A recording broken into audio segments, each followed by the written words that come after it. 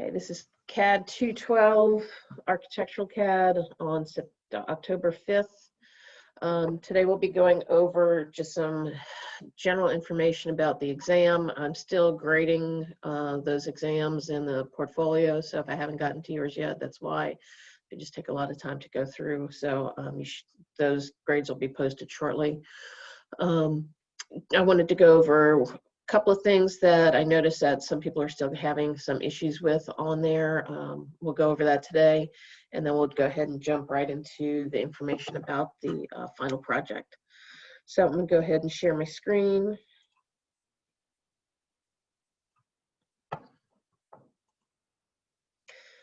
And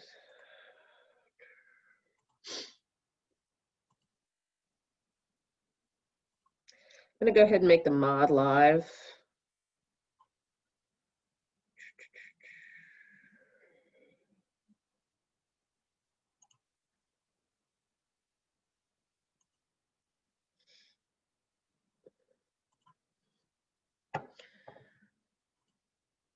Okay, so the mod for the final project should be live now.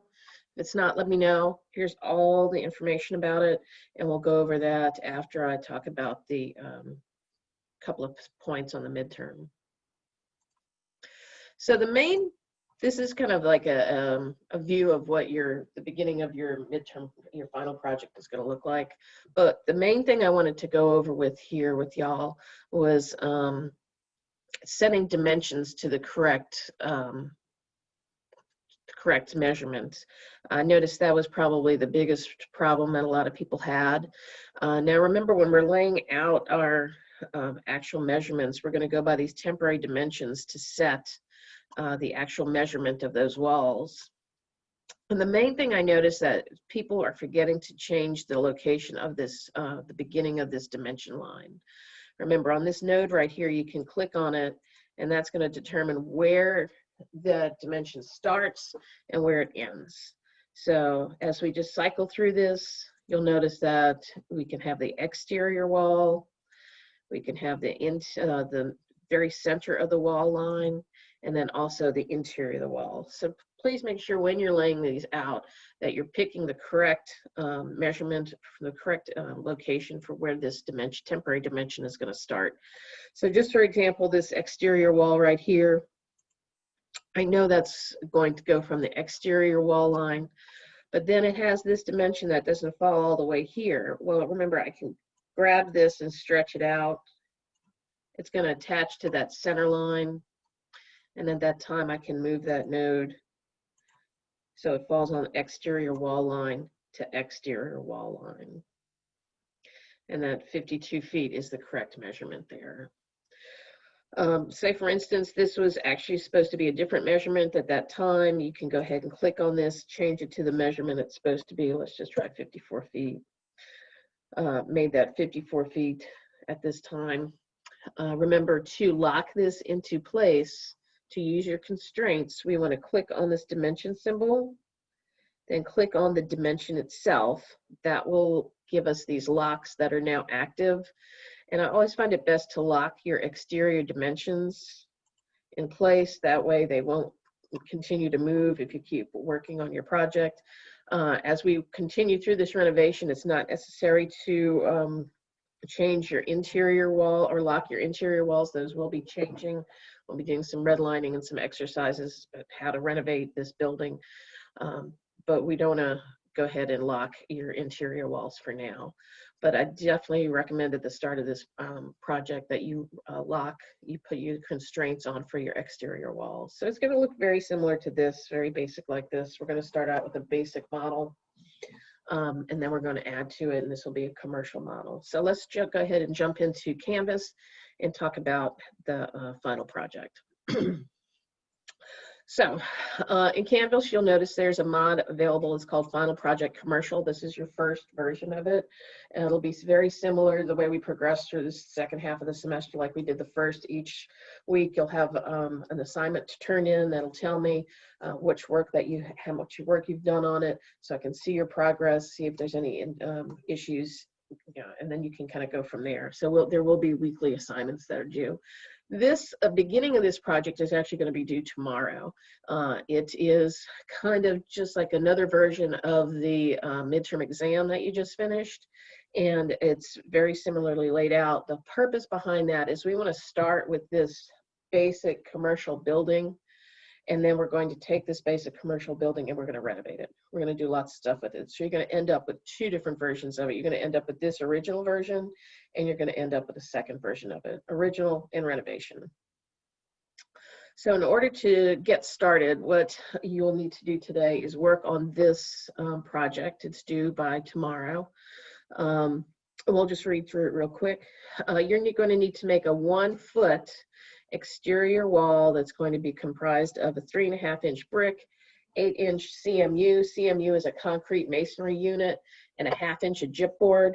Your interior walls are going to be 5 inches thick, which is going to be 1/2 gyp, 4-inch lumber, 1/2 gyp. Your exterior wall should be locked using your temporary dimensions, the correct measurements. You're going to insert windows, doors, 18-inch slab, cast in place concrete.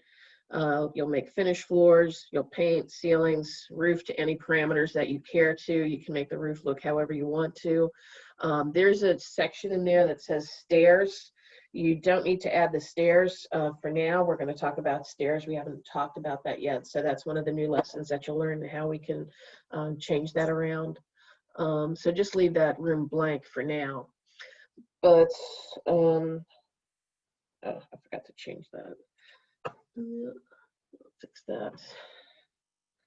So let me go ahead and open this PDF. For those of you in my MEP class, you'll notice this building looks very familiar. It is similar to the one that we're working in the other class. Usually this class is like a crossover where we work with the MEP class in this class, but just due to the distance learning right now, it's not really feasible to do that. But I still wanted this class to do this project as a commercial project. Be aware that if you are in my other class and you have this file, there has to be a lot of changes made. You can't just turn in that other file. So I will know. So please make sure that you start a new file and you create this per the parameters on your own, because you'll notice that there'll be a lot of differences I'll be able to tell. So please make sure that you do that. But on here, this is basically what we'll be doing. It's very straightforward. It's 102 feet building by 52 feet. You'll be laying out these interior walls per these dimensions that we have here. The interior wall is 5.5, exterior 5 inches. The exterior wall is 1 foot.